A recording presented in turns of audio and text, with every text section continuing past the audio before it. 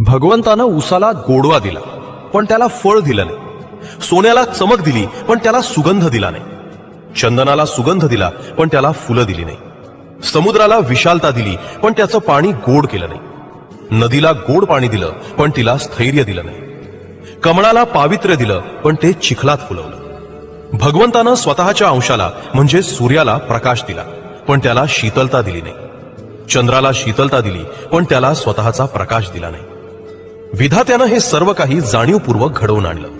विद्वानाला ज्ञान दिलं पण संपत्ती दिली नाही. पराक्रमी राजाला सामर्थ्य दिलं पण दीर्घायुष्य दिलं नाही. हे सर्व यासाठी केलं कारण अभावच माणसाला जमिनीशी जोडून ठेवतो. या जगात कुणीही परिपूर्ण नाही. प्रत्येकाला काहीतरी मिळालंय आणि काहीतरी अपूर्ण राहिलंय. कारण अभावच माणसाला नम्र, कृतज्ञ आणि माणूस म्हणून जिवंत